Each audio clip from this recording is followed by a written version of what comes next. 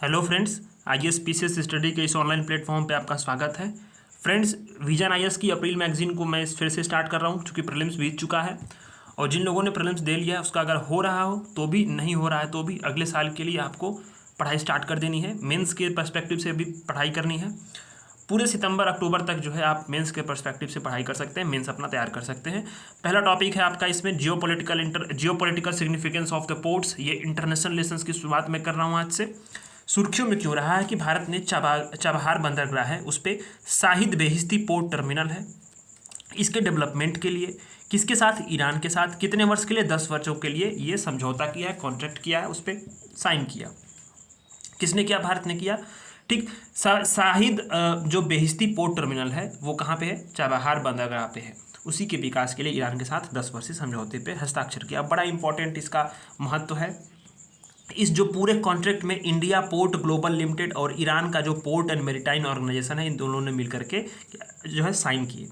जो आईपीजीएल है, Indian port global limited, ये एक ऐसी कंपनी इसका 100% अगर कंट्रोल किसके पास है, तो स्वामित्व किसके पास है, तो सागरमाला डेवलपमेंट कंपनी लिमिटेड के पास है। सागरमाला जो है वो पत्तन पोत परिवहन और जलमार्ग मंत्रालय में इसकी एडमिनिस्ट्रेटिव कंट्रोल के अंतर्गत एक जो है ये कंपनी है। तो 2016 में अगर हम बात करें तो 2016 में यहाँ पे लिखा हुआ फैक्ट को, इंपॉर्टेंट है ये सब चीज़ों को, प्रीलिम्स पर्सपेक्टिव से भी आप जानना, मेंस पर्सपेक्टिव से भी आपको जानना है कि 2016 में भारत, ईरान और अफगानिस्तान ने, इन तीनों ने मिलकर के चाबहार बंदरगाह के विकास के लिए एक त्रिपक्षीय समझौता। चाबहार बंदरगाह के लिए क्या हुआ था? त्रिपक्षीय, 3 पक्ष थे इसमें। कौन? ईरान, भारत और अफगानिस्तान। ईरान, इंडिया और अफगानिस्तान।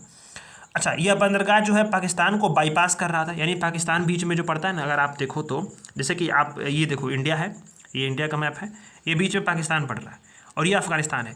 तो अगर आप देखो तो अफगानिस्तान या फिर जो मध्य एशिया है या अन्य जो यूरोपीय देश थे, उसमें अगर जाने के लिए पाकिस्तान को ये बाईपास कर रहा था, जो कि हम लोग डायरेक्ट जो है यहाँ पे ईरान के पास जो है ये चाबहार बंदरगाह पे जाते और वहाँ से हम लोग मध्य एशिया, अफगानिस्तान वगैरह के जो है मिडिल ईस्ट बोल रहा हूँ, सॉरी, सेंट्रल एशिया में जो है हम लोग वो जा सकते हैं। तो इससे क्या होता है कि ये दूरी कम होती थी और ये बड़ा स्ट्रैटेजिक रूप से बड़ा इंपॉर्टेंट था, सामरिक रूप से इसका बड़ा महत्व है। तो इसी घटनाक्रम में अगर हम देखें, जो घटना हुई है, इसी घटनाक्रम में विदेश मंत्रालय ने आईपीजीएल के एक प्रस्ताव, जो इंडियन पोर्ट जो ग्लोबल लिमिटेड है, इसके प्रस्ताव को मंजूरी दी। इसके तहत जो है यह आईपीजीएल म्यांमार के सीतवे बंदरगाह पर सभी प्रकार की जो एक्टिविटीज़ हो रही है उसका मैनेजमेंट करेगा। क्या करेगा? मैनेजमेंट करेगा आईपीजीएल। कहाँ पे? बंदरगाह जो है म्यांमार के सीतवे बंदरगाह पे। ठीक। तो इसके बारे में बात करेंगे। सीतवे बंदरगाह कहाँ पे है? तो म्यांमार की जो कालाधान नदी है, कालाधान मल्टी मॉडल ट्रांजिट ट्रांसपोर्ट परियोजना का एक महत्वपूर्ण घटक भी है और इसी पे ये अवस्थित है। तो अगर इसका देखें तो इसका केवल आर्थिक पहलू के रूप में इंपॉर्टेंस नहीं है, बल्कि एक जियोपॉलिटिकल स्ट्रैटेजिक रूप से भी बड़ा इंपॉर्टेंट है कि बंदरगाह किस प्रकार से जो है जियोपॉलिटिकली और ये स्ट्रैटेजिक रूप से पूरे देशों की डिप्लोमेसी को, इंटरनेशनल रिलेशंस में जो संबंध है, जो वर्ल्ड ऑर्डर है, उसको बदलने में उसके महत्व को किस प्रकार से ये जो इसका महत्व बढ़ रहा है उसको दर्शाते हैं ये। तो ऐसे में अगर हम बात करें तो बंदरगाहों की सामरिक महत्व क्या है, स्ट्रैटेजिक इंपॉर्टेंस क्या है पोर्ट्स का, इस पर सवाल ये बन सकता है मेंस में, और ये बनेगा भी, संभवतः ये बन सकता है। तो अभी इसमें एक प्रीलिम्स पर्सपेक्टिव से फैक्ट को आपको ध्यान देना है, आपको जानना भी जरूरी है कि कालाधान मल्टी मॉडल ट्रांजिट ट्रांसपोर्ट परियोजना क्या है। 2008 में भारत सरकार ने म्यांमार सरकार के साथ एक फ्रेमवर्क समझौता साइन किया, जिसका उद्देश्य क्या था कि म्यांमार से होते हुए, म्यांमार को आप देख रहे होंगे यहाँ से होते हुए पूर्वोत्तर राज्यों में जो है हमारा जो नॉर्थ ईस्ट इलाका है, यहाँ पे एक जो है ट्रांसपोर्ट का एक मल्टी मॉडल साधन विकसित करना है। अब इसके लिए क्या है, पूर्वी जो बंदरगाह है जैसे कि विजाग और कोलकाता, उसको म्यांमार से जोड़ा जाएगा, ये बंदरगाह से, देख रहे हैं, सी रूट से। अच्छा, इस वाले पूरी परियोजना में बांग्लादेश को दरकिनार करते हुए म्यांमार के जरिए हमें नॉर्थ ईस्ट में आवाजाही की पहुंच सुविधा को बढ़ाना था। तो इसका उद्देश्य क्या था कि जो भूटान और बांग्लादेश के बीच जो चिकन नेक है यहाँ पे सिक्किम के पास, उस पर निर्भरता हमें कम करनी है सिलीगुड़ी कॉरिडोर पर, और हमें जो है कनेक्टिविटी के जो अन्य जो तरीके हैं या अन्य जो ऑप्शंस हैं उसको बनाना था। तो ये कालाधान मल्टी मॉडल ट्रांजिट परियोजना जो है, इसके बारे में मैंने आपको बताया भी, और ये मैंने पीटी 365 में भी इसको पढ़ाया था। तो बंदरगाहों का सामरिक महत्व ये मेंस का पूरा टॉपिक है, पूरा का पूरा ये टॉपिक जो है प्रीलिम्स पर्सपेक्टिव से नहीं है बल्कि मेंस के टॉपिक से पूछ सकता है कि बंदरगाहों का सामरिक महत्व क्या है। ठीक, या बंदरगाहों के सामरिक महत्व को दर्शाते हुए इनकी चुनौतियों पर प्रकाश डालें, सवाल मेंस में बन सकता है ऐसे। तो बंदरगाहों का स्ट्रैटेजिक इंपॉर्टेंस यह है कि एक पॉइंट आप लिखोगे कि ये जो जियोपॉलिटिकल एसेट के रूप में काम करते हैं, भू राजनीतिक परिसंपत्तियों के रूप में ये काम करते हैं। कैसे काम करते हैं? तो ये बंदरगाह जो होते हैं ना, स्ट्रैटेजिक जो पहुंच है आपकी, रणनीतिक पहुंच है, उसकी सुविधा देते हैं, उसमें रणनीतिक पहुंच में वृद्धि भी करते हैं।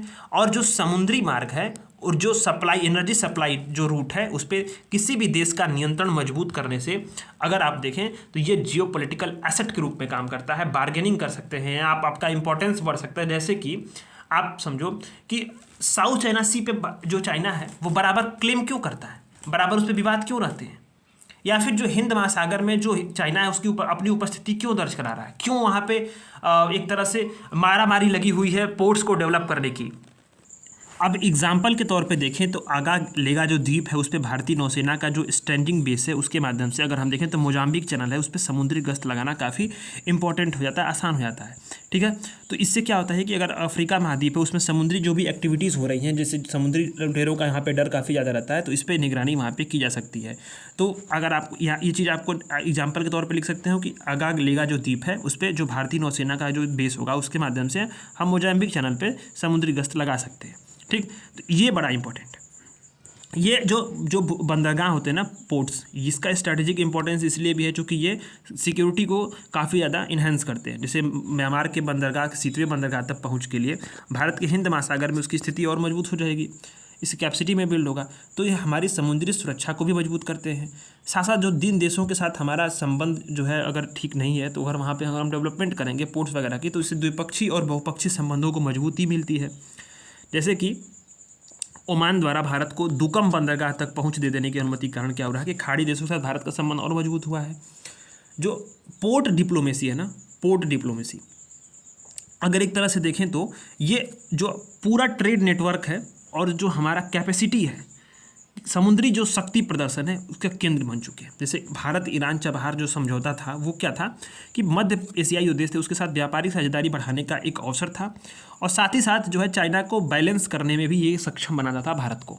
ठीक, क्योंकि भारत की जो चाइना की जो उपस्थिति है वो लगभग जो है जैसे ग्वादर बंदरगाह से लेकर के अन्य जगहों पर वो लगातार वो चबहार में भी जो है अपनी जो है प्रयास किया। तो इससे एक तरह से देखें तो ये क्या है कि ये कूटनीति का भी एक तरीका बन चुका है बंदरगाह, और इसका आर्थिक महत्व तो है ही। आर्थिक महत्व में देखें तो अलग अलग देशों रीजन के साथ कनेक्टिविटी बढ़ाता है, व्यापार को सुविधाजनक बनाता है। ठीक, जैसे कि खरीद, उत्पादन, वितरण और पूरी जो वैल्यू जो चेन है, वैल्यू चेन है, सप्लाई चेन है, उसमें देश की जो कैपेसिटी है, देश की जो आपकी भागीदारी उसको सक्षम बनाता है। स्थानीय रुपया में लेन देन में के बढ़ावा देने में उसका मार्ग सशक्त होता है, और इसका अंतर्राष्ट्रीय जो स्थानीय मुद्रा उसका जो है अंतर्राष्ट्रीयकरण भी होता है पोर्ट्स के माध्यम से। बंदरगाह जो होता है वो शहर, वो वैश्विक शहर के रूप में धीरे धीरे विकसित हो जाता है। ठीक है, और ये वैश्विक व्यापार और वित्तीय जो लेन देन का वित्तीय के नेटवर्क का ये केंद्र बना रहता है। आर्थिक और ऊर्जा सुरक्षा के लिए संरक्षण के वैकल्पिक मार्ग अगर देखें तो ये बड़ा इंपॉर्टेंट है। कैसे कि क्योंकि आर्थिक और ऊर्जा सुरक्षा के संरक्षण के लिए एक वैकल्पिक मार्ग उपलब्ध कराता है। जैसे ग्वादर बंदरगाह है उसमें निवेश से चीन को क्या है कि मलक्का जल धनुर्मध्य पे निर्भरता कम हो जाएगी, और इसके माध्यम से क्या होगा, मिडिल ईस्ट में, अफ्रीका, यूरोप में व्यापार के लिए छोटा सा मार्ग में मिल जाएगा। तो ये बड़ा इंपॉर्टेंट है इसका महत्व। ठीक है, तो ये सारी चीज़ें क्या है कि इसको आपको नोट करना है, प्रीलिम्स के पर्सपेक्टिव से नहीं बल्कि मेंस के पर्सपेक्टिव से, और क्या इसका शॉर्ट नोट्स बना लेना है जो पोर्ट्स का स्ट्रैटेजिक इंपॉर्टेंस पे। अब इससे फ़ायदा क्या होगा कि आपको जो है ना आंसर लिखने में बनी बनाई चीज़ें मिल जाएंगी। ठीक, तो मैं आपको एक सेपरेट वीडियो बनाऊंगा जिसमें बताऊंगा कि कैसे नोट्स बनाने हैं। मैं अपने कुछ नोट्स तैयार कर रहा हूँ और अप्रैल मंथ की मैगजीन के, वो मैं आपको दिखाऊंगा और उससे आपको अंदाज़ा लग जाएगा कैसे नोट्स बनाने हैं। ठीक, तो बंदरगाहों का जो स्ट्रैटेजिक रूप से उपयोग कर रहे हैं बहुत सारी चुनौतियां, जैसे कि राष्ट्रों के बीच में क्या है, कंपटीशन काफ़ी ज़्यादा बढ़ चुका है, प्रतिद्वंदिता इतनी बढ़ चुकी है कि चीन और भारत अपने प्रभाव का विस्तार करने में बंदरगाहों का अत्यधिक महत्वपूर्ण रोल उसमें निभा रहे हैं। चीन और भारत के बीच में जो भी अपने प्रभाव को बराबर जो है बैलेंस और रीबैलेंस करने में, इसी कारण से क्या है कि चीन ने देखो स्ट्रिंग ऑफ पर्ल्स की नीति अपनाई, भारत ने नेकलेस ऑफ डायमंड की नीति अपनाई। बड़ा इंपॉर्टेंट है दोनों चीज़ को ध्यान, नेकलेस ऑफ डायमंड और string of pearls. String of pearls का एक थियरी है जिसमें कि चीन जो है पूरे हिंद महासागर में चीनी प्रभाव वाले जो बंदरगाह उसकी श्रृंखला के माध्यम से भारत को घेरेगा। जैसे कि उदाहरण के तौर पे ग्वादर पोर्ट को आप देख रहे हो चाइना के पास, ठीक है। इसी तरह हम्बनटोटा पोर्ट को उसने श्रीलंका से लीज पे ले लिया। जिबूती में पोर्ट ऑफ दारालेह जो है वो, और क्याकफ्यू पोर्ट जो है, क्याकफ्यू पोर्ट ये भी है जो है इसने म्यांमार में लिया है। और ये बिल्कुल जो देखना आपकी भारत का जो पोर्ट्स है ना उसके आसपास ही होंगे, जैसे सितवे पोर्ट के पास ही है ये, हम्बनटोटा, मिनिकॉय आइलैंड के पास ही हम्बनटोटा पोर्ट ये है। फिर इसके बाद अगर आप देखो तो पोर्ट ऑफ दाराले, बड़ा इंपॉर्टेंट स्ट्रैटेजिक इंपॉर्टेंस है जिबूती में, बड़ा विवाद उठा था इस पर। ग्वादर पोर्ट को आप देख ही रहे होगे। तो ये क्या है ना कि ये इस तरह से जो है देश जो है एक देश के दूसरे देश को बैलेंस करने के लिए, उसके बैलेंस ऑफ पावर का जो कॉन्सेप्ट है ना कहीं उसके माध्यम, उसका जो सोर्स है वो उसका जो एक जरिया बन चुका है क्या, पोर्ट्स, बैलेंस ऑफ पावर का।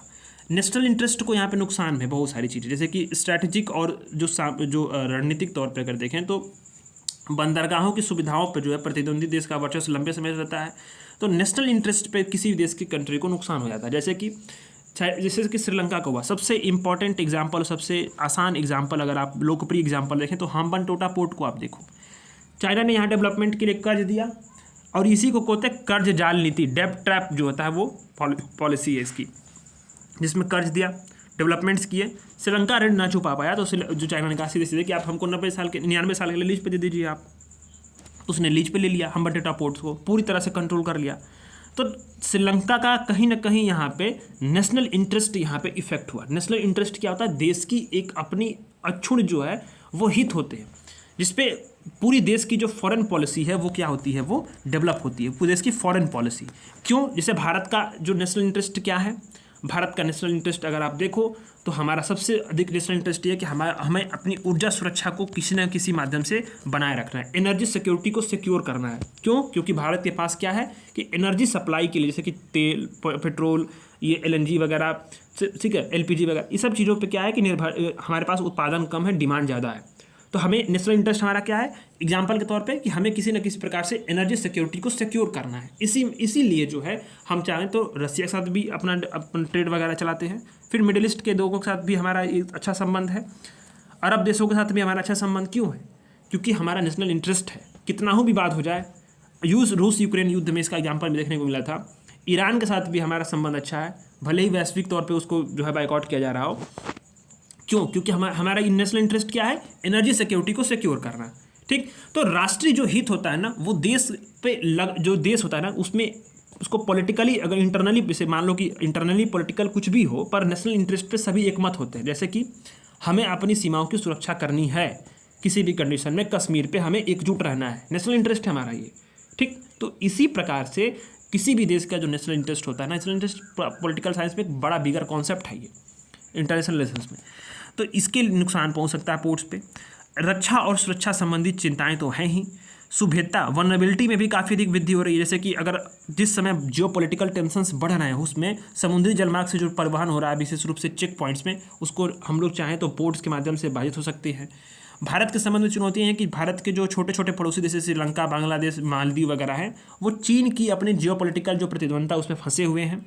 और भारत के पास क्या है कि विकल्प सीमित है, वित्तीय संसाधन सीमित हैं। किस लिए? क्योंकि अपना बंदरगाहों का विकास करें देशों में, अन्य जो हमारे छोटे छोटे देश हैं वहाँ पे भू राजनीतिक प्रभाव को बढ़ाने के लिए भारत के पास क्या है कि वित्तीय जो अपना संसाधन है वो सीमित है। देखें तो भारत के जो पड़ोसी देश है ना, वो कहीं ना कहीं वो बिग ब्रदर सिंड्रोम से पीड़ित है, बिग ब्रदर सिंड्रोम। और वो भी खासकर भारत के पर्सपेक्टिव में, चाइना पर्सपेक्टिव में नहीं। चाइना तो उन लोगों को काफ़ी अच्छा माल दे रहा है, ठीक है, वही डेब्ट ट्रैप डिप्लोमेसी में फंसा लिया है। ऐसे में आगे की राह क्या हो सकती है कि वैश्विक स्तर पे हमें जो क्या है कि बंदरगाहों की जोखिम की निगरानी पर ध्यान देना जरूरी है। मेजबान देश की जो बंदरगाह हैं उसमें अधिक विकास के लिए बहुत अधिक ब्याज पर ऋण उपलब्ध कराना, और सैन्य संचालन के लिए जो है क्या है कि बंदरगाहों पे वाणिज्यिक व्यवस्थाओं का दुरुपयोग शामिल है। इसलिए इस चीज़ों पे ध्यान देना हमारा बहुत ज़रूरी है। उसमें लोगों को सतर्क करें, अपने पड़ोसी मुल्कों को यह जताएं कि आपको इस जाल में नहीं फंसना है। अच्छा, देखें तो किसी भी देश के बंदरगाह से कोई अगर इनट्रांसपेरेंट जो है आर्थिक गतिविधियां, इकोनॉमिक एक्टिविटीज संचालित हो रही हों और उससे हमारे वैश्विक हित को, राष्ट्र की संप्रभुता को नुकसान पहुंच रहा हो, तो हमें इसके रोकने के लिए सुरक्षा साझेदारियों का निर्माण करना चाहिए वैश्विक स्तर पे। भारत के संदर्भ में देखें तो भारत को क्या करना है कि हमें जो हमारे समान विचारधारा वाले जो राष्ट्र हैं उसमें चीन की जो मौजूदगी है ना हिंद प्रशांत क्षेत्र में, इंडो पैसिफिक रीजन में, उसको काउंटर करने के लिए, प्रतिसंतुलित करने के लिए, काउंटर बैलेंस करने के लिए हमें क्या करना है कि जो समान विचारधारा वाले जैसे देश है, जैसे कि क्वाड का साझेदारी हो गया, या फिर जो आपका साउथ ईस्ट एशिया वाले जो देश हैं उनके साथ हो गया, मिडिल ईस्ट के साथ हो गया, अफ्रीकन जो कंट्रीज़ हैं उनके साथ हो गया। तो हमें क्या करना, उनके साथ साझेदारी की संभावनाओं को पता लगाना है और हिंद महासागर क्षेत्र में, जो पश्चिमी हिंद महासागर क्षेत्र, उसमें उपस्थिति को मजबूत करना है, क्योंकि ये चीन से काफ़ी दूरी पे है और कहीं ना कहीं इसमें भारत को बढ़त भी है। तो ऐसे में हमें क्या करना है कि किसी न किसी प्रकार से जो इंडो पैसिफिक रीजन है उसमें हमें अपनी स्थिति को मजबूत करनी है। ठीक, डेप्थ ट्रैप डिप्लोमेसी वही है कि मतलब जब कोई ऋणदाता देश होता है अपनी जियोपॉलिटिकल इफेक्ट को विस्तार करने के लिए, प्रभाव को बढ़ाने के लिए क्या करता है कि जानबूझकर किसी देश को कर्ज देगा। अब कर्ज के जाल में फंसा लेगा तो फिर वो वापस नहीं कर पाएगा, तो फिर वो क्या करेगा कि उसे वहाँ के जो सोर्सेज होंगे उस पर वो कब्जा करने की कोशिश करेगा या फिर वहाँ पे जो है अपना प्रभाव बढ़ाएगा। तो इसलिए इसी जो पूरी जो पॉलिसी है डिप्लोमेसी, उसको बोलते हैं डेप्थ ट्रैप डिप्लोमेसी। ठीक, चाइना इसमें सबसे महारथ हासिल है, चाइना ये काम ही करता है हर जगह। निष्कर्ष के तौर पे अगर हम चाहें तो इसको आप लिख सकते हो कि पोर्ट्स जो होते हैं ना, भूमि और समुद्र जैसे दो भौगोलिक क्षेत्रों को न तो सिर्फ आपस में जोड़ते हैं बल्कि क्या करते हैं, आर्थिक विकास के ये प्रवेश द्वार, एंट्री जो गेट हैं, और जियो स्ट्रैटेजिक रूप से जो डिप्लोमेसी उनको संचालन में दोहरी भूमिका निभाते हैं। ऐसे में उनका बेहतरीन तरीके से प्रबंधन करना है, मैनेजमेंट करना है। और वर्तमान में जो भू राजनीतिक प्रतिद्वंदिता, उस समय यह काफ़ी महत्वपूर्ण हो जाता है इनका रोल। ठीक, तो ये आप इसको लिख सकते हो। इन सभी पोर्ट्स को, मैप को वगैरह को अच्छे तरीके से देख लेना है। नेक्स्ट आर्टिकल की तरफ हम लोग बढ़ते हैं, डिजास्टर डिप्लोमेसी। तो डिजास्टर डिप्लोमेसी बड़ा इंपॉर्टेंट कॉन्सेप्ट है, न्यू कॉन्सेप्ट है। अगर यूपीएससी ने मेंस में सवाल पूछ दिया तो आप लोग, बहुत लोग इसमें कन्फ्यूजन होंगे या उनके पास अधिकतर पॉइंट नहीं होंगे, पर विजन एस ने बहुत अच्छे तरीके से इसको कवर किया है। सुर्खियों में क्यों रहा है कि भारत की जो आपदा रोधी अवसंरचना के लिए गठबंधन पर अंतर्राष्ट्रीय सम्मेलन है ICDRI, उसकी 6ठा संस्करण आयोजित हुआ। तो प्रीलिम्स में सवाल ये भी बन सकता है कि जो आपदा रोधी संरक्षण के लिए गठबंधन पर अंतर्राष्ट्रीय सम्मेलन हुआ वो कहाँ हुआ, तो वो भारत में हुआ। ठीक, इस सम्मेलन में वैश्विक संकट के समय जो की जाने वाली जो रिएक्शंस हैं, जो हेल्प है, ट्रीट है, उसमें भारत का योगदान पे जोर दिया गया। ठीक, तो ये चीज़ें हैं। तो आपको ध्यान देना है इसमें कि जो आपदा राहत कूटनीति होती क्या है, पहले तो जानना है कि आपदा राहत कूटनीति का मतलब क्या है, फिर उसका महत्व क्या है, फिर उसमें जो कारक हैं उसमें भारत के दृष्टिकोण क्या है, फिर बहुत सारी जो उसमें चुनौतियां भी होंगी और आगे की राह होंगी। तो इस तरह से आप अगर देखें तो पूरा ये आर्टिकल कवर होगा। तो घरेलू स्तर पे क्या होता है कि अगर आपदा आती है तो भारत की जो प्रतिक्रिया होती है ना आपदाओं के खिलाफ, उसने अब एक डिप्लोमेसी का रूप लेना शुरू कर दिया। डिप्लोमेसी का रूप इसलिए लिया क्योंकि भारत क्या है कि अपनी जो आपदा रोधी जो पूरी स्ट्रक्चर है, जो उसका पूरा कॉन्सेप्ट है ना भारत में, किस प्रकार से आपदाओं से निपटना है, आपदाओं के बाद राहत कैसे सामान को पहुंचाना है, किस प्रकार से राहत प्रक्रिया को पुनर्बहाल करना है या पूर्व स्थिति में हमें लाना है, ये जो पूरी प्रक्रिया है भारत ने, इसने अपने देशों के साथ, अपने अगल बगल के जो पड़ोसी मुल्क हैं उनके साथ भारत ने एक बेहतरीन तरीके से एक कोऑर्डिनेट किया और इस प्रकार से यह एक डिप्लोमेसी का रूप धारण कर चुका है, कूटनीति का रूप धारण कर चुका है, जिसमें भारत की जो आपदा की कूटनीति है उसको बोला जाता है कि आपदाओं से निपटने के लिए किस प्रकार से देशों की मदद कर रहा है जिसमें। तो ये डिप्लोमेसी के रूप में उभर चुका है। अब इससे क्या हुआ है भारत के खिलाफ कि भारत के जो पड़ोसी देशों से संबंध है ना, वो कहीं ना कहीं उससे डिफाइंड हो रहा है। जैसे कि उससे पड़ोसी देश काफ़ी अधिक प्रभावित है। भारत की इस प्रकार की प्रतिक्रिया के फलस्वरूप जो है पॉजिटिव और एक सॉफ्ट पावर के रूप में उसका जो है इमेज बढ़ा है। सॉफ्ट पावर और हार्ड पावर और स्मार्ट पावर मैंने आपको बहुत बार पढ़ाया है, पिछली मैगजीन्स में लगातार मैं करा रहा हूँ इसको। तो ये आप देखो, तो आपदा कूटनीति जो आपदा राहत कूटनीति ये है कि अंतर्राष्ट्रीय कूटनीति में एक नया पहलू है। ये बिल्कुल नया कॉन्सेप्ट है जो क्या करती है, अंतर्राष्ट्रीय संबंधों में जो आपदाओं का प्रभाव पड़ रहा है उस पर संबंधित है। जो आपदाएं क्या होती हैं, प्राकृतिक होंगी या मानव रहित होंगी, तो इन आपदाओं से या संघर्षों से जो अन्य देशों को सहायता की जाती है ना, जो प्रयास होते हैं ना, वही है आपदा राहत डिप्लोमेसी। जो आपका डिजास्टर डिप्लोमेसी है यही है। तो इस तरह की कूटनीति से क्या होता है कि जो देश होंगे, ज़रूरतमंद देश होंगे, जैसे मान लो नेपाल में भूकंप आया, भारत ने सहायता किया, तो उसमें क्या है कि उसको कार्मिक तौर पे, संसाधन तौर पे सुविधाएं और अन्य प्रकार देखें तो अगर जैसे कि अफ़गानिस्तान में अभी जब तालिबान का शासन आया था तो एक प्रकार की उस वक्त आपदा थी लोगों के लिए, क्योंकि उस वक्त बहुत ज़्यादा क्राइसिस से जूझ रहा था। तो भारत ने क्या किया, भारत ने एक वहाँ पे अनाज भिजवाया। इसी बीच जब आप देखो तो कोविड आया था तो भी भारत ने बहुत सारे देशों को अनाज भिजवाया, दवाइयाँ भिजवाई। नेपाल में भूकंप आया, भारत ने सहायता की। इसी प्रकार से जब तुर्की में भूकंप आया, भारत ने जो है मदद की पेशकश की थी। श्रीलंका में जब आया तो इसी तरह से आप भूटान में देखो, तो बांग्लादेश में भी देखो, म्यांमार में देखो ये बहुत बार क्राइसिस जब हुई हैं तो भारत ने इस पर अपना दोस्ती का हाथ बढ़ाया है। लोगों से जो है तमाम विवाद हुए थे देशों के बीच में, पर फिर भी भारत ने जो है हर संभव प्रयास करने की प्रयास किए हैं आपदाओं से निपटने के लिए। तो देखें तो आपदा राहत में विदेशी सैन्य और असैन्य जो सुरक्षा संपत्तियां हैं उसका उपयोग ओस्लो दिशा निर्देश में अगर देखें तो ये राष्ट्र की यूएन की जो मानवतावादी एजेंसियां उनके उनके उनके उनके लिए किसी देश को मानवीय सहायता प्रदान करने के लिए एक सिद्धांत के रूप में कार्य करते हैं। और 2006 में इसको अपडेट किया गया था। और कब इसको अपनाया गया था? 1994 अपनाया गया था। किसको? ओस्लो दिशा निर्देश को, यानी ओस्लो जो गाइडलाइंस हैं यूएन की जो ह्यूमैनिटेरियन एड प्रोवाइड करती है एजेंसी, उनके लिए क्या है? मार्गदर्शक सिद्धांत है। तो अब बात आती है ना कि भारत की जो आपदा राहत कूटनीति है उसका महत्व क्या है। ये प्योर तरीके से ये टॉपिक जो है मेंस का है। तो भारत के सॉफ्ट पावर को मजबूत बताया ना मैंने कि भारत के सॉफ्ट पावर को ये मजबूत करता है, ये हार्ड पावर को नहीं और स्मार्ट पावर, सॉफ्ट पावर को। सॉफ्ट पावर क्या होता है मैंने आपको पढ़ाया है बहुत बार, रिपीट नहीं करूँगा, बहुत बार बता चुका हूँ इसको। तो पावर होते हैं ना शक्ति, वो 3 प्रकार की होती है। हार्ड पावर में मिलिट्री जो पावर्स होते हैं, सॉफ्ट पावर्स में आपके जो कल्चर हो गया, आपका म्यूजिक हो गया, आपके जैसे भारत में योगा का एक भारत का एक अच्छा कॉन्सेप्ट है, विदेशों में बहुत ज़्यादा अपनाया जा रहा है। ठीक, कल्चर जैसे चाइनीज़ फूड है, चाइनीज़ का फूड ये जगह जगह स्टॉल लगे पड़े हैं, लेकिन ये क्या है? एक प्रकार से ये सॉफ्ट पावर है चाइना का, जो विदेशों में भी फैल चुका है, उसके लोहा मानते हैं लोग। जैसे फैशन है, फैशन इंडस्ट्री पे वेस्ट का पूरा कब्जा है। वेस्ट में जो भी चीज़ें चलाई जाती हैं हम लोग उसको अपनाते हैं। तो ये क्या है? एक तरह से सॉफ्ट पावर है, उसका हम लोग ट्रेडिशन को फॉलो कर रहे हैं। भारत के पास भी सॉफ्ट पावर बहुत सारी चीज़ें हैं। ठीक, जैसे कि वसुधैव कुटुंबकम का जो बात है, योगा है, इसी प्रकार से डिजास्टर डिप्लोमेसी आप देख ही रहे होगे। तो अन्य भी जैसे बॉलीवुड का प्रभाव है, सॉफ्ट पावर है, ये संगीत है, जो विविधता में एकता का हमारा समावेश है। इससे क्या है ना कि ये सॉफ्ट पावर, जैसे मोटे अनाज के लिए बहुत बार देखा कि मोटे अनाज जो है वैश्विक स्तर पे काफ़ी अधिक प्रचलित हुआ। तो पिछले साल मोटे अनाज का वर्ष भी था, तो वो क्या था? भारत की एक सॉफ्ट पावर का जो है इंडिकेशंस था, सॉफ्ट पावर को मजबूती थी उसकी। ठीक, तो भारत क्या है कि डायलॉग्स के माध्यम से, डिप्लोमेसी के माध्यम से और डेमोक्रेसी के माध्यम से, 3D जो है उस पर 3D, इसके माध्यम से क्या है कि वैश्विक शांति प्रक्रिया में, वैश्विक जो संवाद है उसमें भारत महत्वपूर्ण भूमिका निभाता है। तो ऐसे में ये क्या है कि ये सभी जो है ना सॉफ्ट पावर है, ये सॉफ्ट पावर्स हैं।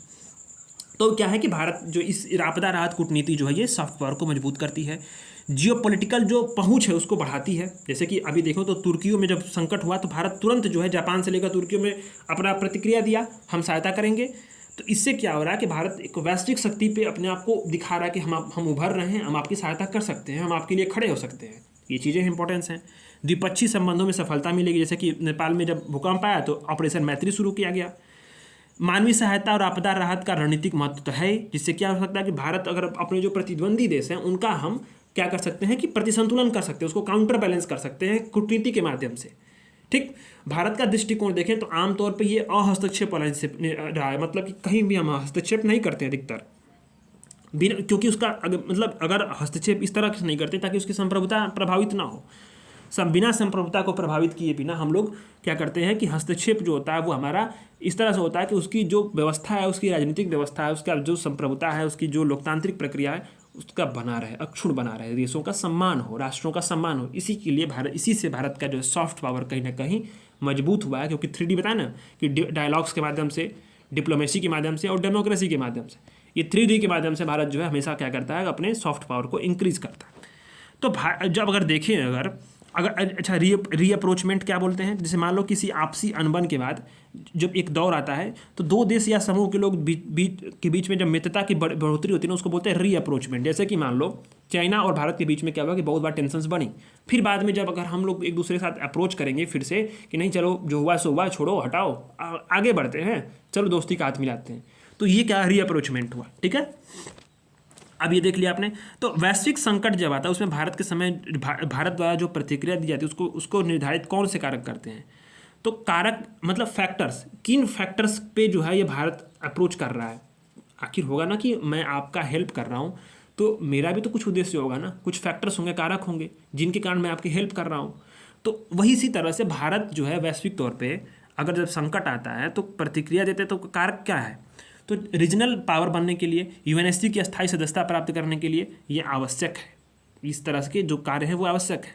ग्लोबल साउथ और नेबरहुड फर्स्ट पॉलिसी की जो भारत की प्रतिबद्धता है ये भी एक फैक्टर है। देखें तो पिछली आपात स्थितियों में जो घरेलू आपदा प्रबंधन कैपेसिटी हमारी विकसित हुई है, डोमेस्टिक तौर पे, ये भी एक फैक्टर है।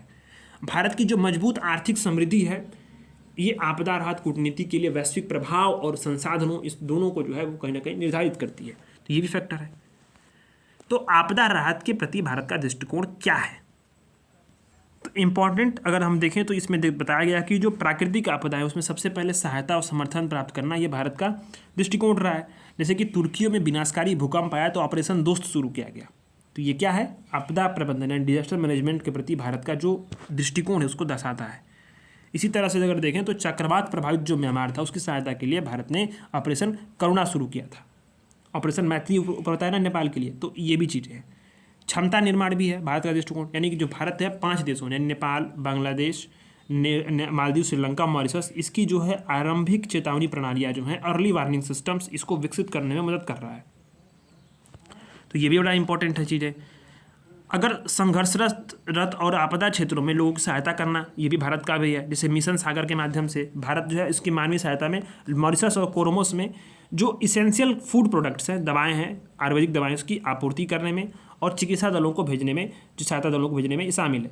मिशन सागर जो है वो सभी क्षेत्र के लिए विकास सुरक्षा में भी ये इंपॉर्टेंट रोल अदा कर रहा है। इसी प्रकार से अगर देखें तो संघर्ष या आपदा के बाद के राहत और पुनर्वास में भारत का भी योगदान है। जैसे कि अगर आपदा आ गई उसके बाद किस तरह से पुनर्वास किया जाए, तो नेपाल, श्रीलंका और अफगानिस्तान में जो हिंसक संघर्ष है उसके बाद राहत, पुनर्वास और पुनर्निर्माण पर भारत फोकस कर रहा है। यूएन का जो शांति स्थापना मिशन है उसमें भारत भाग लेता है। बहुत इंपॉर्टेंट इस पे है यूएन के शांति स्थापना मिशन में। और स्वास्थ्य संबंधी आपदाओं का प्रबंधन भी जो है भारत लगातार कर रहा है। जैसे कि कोविड-19 वैक्सीन मैत्री कार्यक्रम शुरू किया था, जिसमें कि 100 से अधिक देशों को चिकित्सकीय सहायता भारत ने दी थी कोविड-19 महामारी के दौरान। जो आपका डिजास्टर डिप्लोमेसी है उसमें भारत के द्वारा सामना की जाने वाली प्रमुख चुनौतियाँ क्या हैं, ये मेंस में सवाल बन सकता है। प्रमुख चुनौतियाँ, मेन चैलेंजेस क्या हैं? तो तकनीकी क्षमताओं का भारत में अभाव भी है अभी भी। राष्ट्रीय एनडीआरएफ जो है वो काफ़ी प्रभावी तरीके से, जैसे 2011 में जापान में जब फुकुशिमा आपदा आई थी तो उस वक्त की ऐसी जो जैसे परमाणु संयंत्रों में अगर कुछ विवाद हो गया, वो कम दिक्कत आ गई, उस वक्त आपदा हो गई, तो ऐसी जो तकनीकी जो चीज़ें हैं ना उस वक्त की कैपेसिटीज़ भारत के पास अभी नहीं है, तो उसको डेवलप करना है। सीमित प्रभाव है, जैसे कि भारत द्वारा जो सहायता है उसको अस्थायी लाभ नहीं मिल पाया। कई सारे रीजनल टेंशन्स हैं, विवाद हैं, जियोपॉलिटिकल टेंशन्स भी हैं। कई सारे जो पड़ोसी देशों के साथ हमारे भू राजनीतिक तनाव में बाधा आती है, इससे संकट के दौरान सहयोग और समन्वय प्रभावित होता है। ऐतिहासिक शत्रुता का कारण क्या है कि बहुत सारी जो संभावित अस्वीकृतियाँ, जैसे कि पाकिस्तान में बाढ़ आई थी तो भारत की मदद को इनकार कर दिया गया था। तो ये भी सारी चीज़ें हैं, तो ये बहुत सारी चुनौतियां हैं। तो ऐसे में हमें आगे की राह की जो चीज़ें हैं वो देखनी है। तो भारत की जो आपदा राहत कूटनीति है इसके फॉरेन पॉलिसी का इंपॉर्टेंट जो है ये टूल बनने जा रही है। इसको आप लिख सकते हैं, मेंस में आप लिखोगे ना इसको तो आपका ये वैल्यू एडिशंस हो जाएंगे। ठीक है, ये वैल्यू एडिशंस होंगे, तो ये बनने जा रही इंपॉर्टेंट साधन। जलवायु परिवर्तन संबंधित जो आपदाएं उसकी घटनाओं में वैश्विक स्तर पर भारत की जो मांग है, क्षमता, कैपेसिटी इसकी ओर बढ़ेगी। कैपेसिटी निर्माण की आवश्यकता हमें ऐसे में करना क्या है कि हमें कैपेसिटी डेवलपमेंट पे काम करना है। भारत को utility helicopter, landing platform, hospital ships जैसे प्लेटफॉर्म्स में निवेश करना चाहिए, कैपेसिटी बिल्ड करना चाहिए। ठीक है, एनडीआरएफ को और अधिक दिया है कि स्पेशल जो ऑपरेशंस हैं उनको संचालित करने के लिए तकनीक का इस्तेमाल करना चाहिए। ठीक, एसओपीज़ को डेवलप करना है और हमें क्या करना है कि जो रिएक्शंस में जो समय लगता है उसको कम करना। जैसे कि मान लो आपदा आ गई तो हमें कितना अधिक समय लगेगा उस आपदा से निपटने के तैयार होने के लिए, तो उस रिएक्शंस टाइम्स को हमें कम करना है ताकि जो है कि अधिक से अधिक जो है हम जान माल की सुरक्षा कर सकें। वैश्विक मंचों पे जो हमें उपलब्धियों को सामने रखना है, बजटीय आवंटन में सुधार करना है और क्वाड जैसे मंचों पे इसका उपयोग करना है ताकि हम इसकी जो है भारत की वैश्विक तौर पे उभरती हुई जो शक्ति होगी वो पेश आएगी। और इससे क्या होगा कि इन मंचों के माध्यम से हम अनेक क्षेत्रों में जो है अपनी पहुंच का विस्तार कर पाएंगे। हिंद प्रशांत क्षेत्रों में जो है हम अपनी कैपेसिटी डेवलपमेंट को अधिक प्रभावी तौर पे उसको हम उपयोग कर पाएंगे। साथ साथ जो है पूरे विश्व में एक इम्पॉर्टेंट डेवलपमेंट्स होगा किस पे, डिप्लोमेसी के तौर में, डिजास्टर डिप्लोमेसी। ठीक है, तो ये बड़ा इंपॉर्टेंट चीज़ें होने वाली हैं। तो इस तरह से आप अपने आंसर्स को लिख सकते हो, आर्टिकल्स को आप समझ में आ गया होगा सभी चीज़ें। नेक्स्ट वाला आर्टिकल है कि पश्चिम एशिया में अस्थिरता, instability in the West Asia. तो अभी न्यूज़ में क्यों रहा कि इजराइल ने सीरिया में जो ईरानी वाणिज्यिक दूतावास था उस पर हमला किया, उसके बाद ईरान की ओर से जवाबी कार्रवाई में पश्चिम एशिया पर तनाव चरम पे पहुंच गया। आपने जाना होगा, सुना होगा इसको। तो पश्चिम एशिया में अगर हम देखें तो अगर ये विवाद कैसे हुआ था, तो ईरान द्वारा जो जवाबी हमले को इजराइल ने रोक दिया था। इजराइल ने किसे रोका? आयरन डोम, एरो और डेविड स्लीक जो ये वायु रक्षा प्रणालियाँ, उसे रोक दिया हमले को। अब इजराइल ने हमले को रोकने के लिए एक्सो एटमॉस्फेरिक मिसाइलों का इस्तेमाल किया था। ये एंटी बैलिस्टिक मिसाइल के नाम से इसको जानते हैं। ये जो बैलिस्टिक मिसाइल्स होती है उसको जो ट्रैजेक्टरी पाथ होता है ना, ट्रैजेक्टरी पाथ, जिस पाथ में आ रही हो उसी पाथ में उसको नष्ट करने के लिए, रोकने के लिए गाइडेंस सिस्टम उसका डिजाइन किया जाता है। ठीक है, इसके भी दो प्रकार होते हैं। एक होता है काइनेटिक किल व्हीकल्स, यानी इसके लक्ष्यों को नष्ट करने के लिए मिसाइल का इस्तेमाल करते हैं, और एक होता है निर्देशित गाइडेड, जो है एनर्जी, जो गाइडेड ऊर्जा हथियार, जैसे कि लेजर बीम वगैरह जो होते हैं ना, उसका उपयोग करके हम इनका नष्ट करते हैं। किसको? मिसाइलों को। तो 100 एटमॉस्फेरिक मिसाइलों का इस्तेमाल किया गया। तो हाल ही में यहाँ पे क्या हुआ कि हाल ही में देखो तो लाल सागर में भी हूती विद्रोही द्वारा जो भी कमर्शियल शिप्स थी उस पर हमले किए गए। साथ साथ अगर देखें तो जो यूएन है, IMF है, विश्व वर्ल्ड बैंक है, इसने संस्थाओं ने चेतावनी दी थी कि इन संघर्षों से क्या है कि भारत सहित सभी देश की जो क्षेत्रों की अर्थव्यवस्था है उस पर, उसके अर्थव्यवस्था पे, राजनीति पे और संबंधों पे दुष्प्रभाव पड़ेगा व्यापक तौर पे। अगर हम पश्चिम एशियाई संघर्षों बात देखें तो उसमें बहुत सारे प्रमुख संघर्ष हैं। जैसे आतंकवादी गुट देखें तो लेबनान को आप देख रहे होंगे, लेबनान यहाँ पे है, लेबनान। तो यहाँ पे हिजबुल्ला है। सीरिया में जो है यहाँ पे ISIS है। ठीक, और गृह युद्ध किसके बीच हो रहा है? सूडान, यानी दो सेनाओं के बीच, दो गुटों के बीच में संघर्ष हो रहा है। सूडान को आप देख ही रहे होंगे। ठीक, इसी तरह ये वाला। तो इसके बाद साथ ही देखें यमन में, तो यमन में हूती विद्रोही हैं। हूती विद्रोही बड़ा इंपॉर्टेंट है, मैं कई बार बता चुका हूँ। और मिस्र का जो सिनाई प्रायद्वीप है, ये वाला जो प्रायद्वीप है, इसके बीच में विद्रोह है।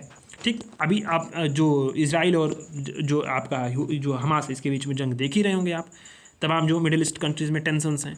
तो पश्चिम एशिया में अस्थिरता पे प्रभाव क्या है, बड़ा इंपॉर्टेंट है ये। अभी मैं चीज़ें आपको कुछ बताने वाला हूँ, आगे की राह पे बताएंगे। देखो, सवाल आपसे भी कभी पूछे ना, कभी भी पूछे कि पश्चिम एशिया में स्टेबिलिटी पे प्रभाव क्या पड़ सकते हैं, या कहीं भी कुछ भी विवाद हो, तो आपको जब आप IR के आंसर्स लिखोगे ना, तो इसी तरह के टेबल्स का इस्तेमाल करना है। एक तो आप बताओगे कि भारत पे क्या प्रभाव पड़ेगा किसी भी चीज़ का। जैसे मान लो कि भारत, चाइना और पाकिस्तान में युद्ध हो गया, एग्जाम्पल के तौर पे, होगा तो नहीं, पर चाइना और पाकिस्तान में युद्ध हो गया, तो आपको क्या लिखना है उसके प्रभाव पे। तो आपको पहले एक टेबल बनाओगे, उस पर भारत का प्रभाव लिखोगे, और दूसरा लिखोगे वैश्विक स्तर पर प्रभाव। जैसे मान लो पाकिस्तान और अफगानिस्तान के बीच में वार हो गया, एग्जाम्पल के तौर पर, तो भारत पे क्या प्रभाव पड़ेगा, वैश्विक स्तर पे क्या प्रभाव पड़ेगा। इन दो टेबल्स पे आपको ध्यान देना है आंसर्स में। इस तरह से आप आंसर्स लिखोगे ना, बड़ा बेहतरीन कॉन्सेप्ट है इसका। यही आपका क्या होता है, प्रेजेंटेशन होता है। नॉलेज सबके पास होती है, प्रेजेंटेशन की प्रॉब्लम होती है। इस चीज़ को इस तरह से आप इसको लिख सकते हो। ठीक है, ये बताना था आपको। तो भारत पे पहले क्या प्रभाव पड़ेगा वो देखो। तो अलग अलग हितों वाले जो देश है उसके साथ हमारा जो संलग्नता है, तो कूटनीतिक तौर पे क्या है कि हमारी जो कूटनीतिक कौशलता उसका परीक्षण हो सकता है, किस प्रकार से हम इन देशों के बीच में हम संबंधों को, अपने आप को पूरी रीडिफाइन करते हैं। जैसे मान लो ईरान और इजराइल दोनों हमारे इंपॉर्टेंस हैं। अब दोनों के बीच में विवाद है, तो अब इसके साथ कैसे संबंधों को कैसे हमें बैलेंस करना है, वो इसकी कौशल की परीक्षा ये हो सकती है। भारत पर प्रभाव पड़ेगा। समुद्री सुरक्षा में चुनौतियां बढ़ेंगी, जैसे कि ड्रोन हमले, अपहरण वगैरह हो रहे हैं, हूती विद्रोही कर भी रहे हैं।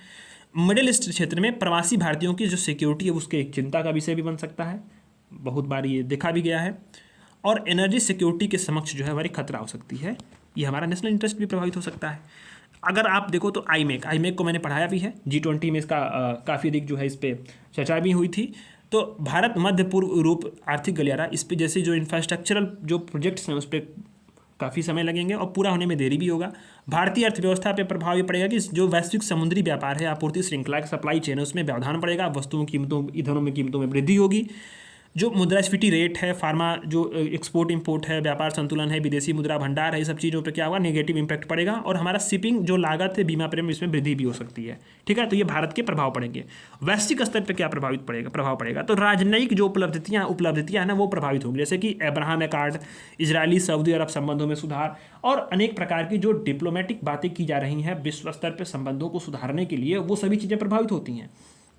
कहीं ना कहीं जो देखें तो हिंद प्रशांत क्षेत्र में समुद्री सुरक्षा चुनौतियां बढ़ेंगी। किन के देशों के लिए, जो महत्वपूर्ण, जो पावरफुल, जैसे USA हो गया, UK हो गया, इनके जहाज़ों पे हमले भी हो रहे हैं। हथियारों की स्पर्धा बढ़ेगी, परमाणु हथियारों की प्राप्ति के लिए देशों के बीच में जो है वो स्पर्धा बढ़ेगी। इससे जो है इंस्टेबिलिटी क्रिएट होगा पूरे।